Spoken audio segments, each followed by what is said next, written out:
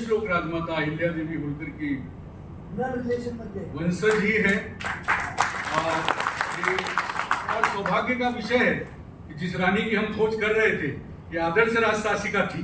मैं समझता हूँ आप हमारे आदर्श वक्ता, आदर्श मार्गदर्शक और हमारे लिए प्रेरणा स्रोत होंगी। मैं ऐसी आपसे अपेक्षा करता हूँ।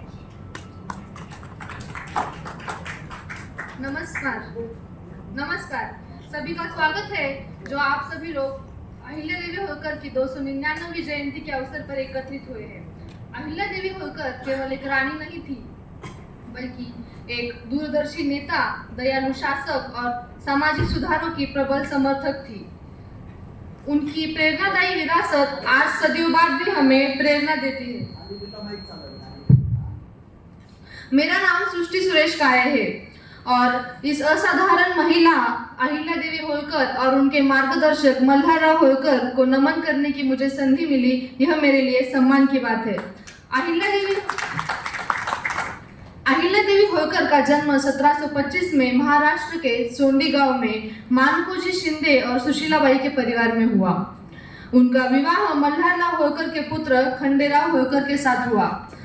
उन्हें औपचारिक शिक्षा नहीं मिली थी, लेकिन उनमें राज्य कारभार, दर्शन और धर्म के प्रति गहरी रुचि थी।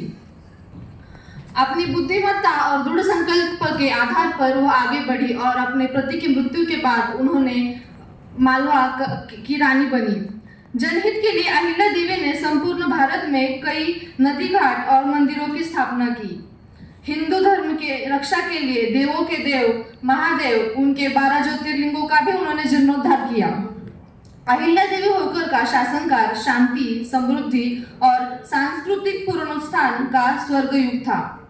इतिहास में अहिल्या देवी की ज्यादा लोकप्रिय संवाद नहीं है, पर उन्होंने एक संवाद में कहा था, मी अहिल्या या मातीची लेक, या मातीतूनच माझा जन्म झाला आहे आणि या मातीसाठीच मी कार्य करते। यह वाक्य उनके लोगों के प्रति उनकी निष्ठा और जिम्मेदारी का प्रतीक है। मालवा में अपने सफल शासनकाल के साथ साथ वह भारत देश में भी बहुत मानी जानी व्यक्ति थी। अहिल्या देवी होलकर ने अनेक महादेव मंदिरों का जीर्णोद्धार किया। वैसे ही अब समय आ गया है कि हम हमारे महादेव जी जानकर का मंत्री पद देके उनका जीर्णोद्धार करें।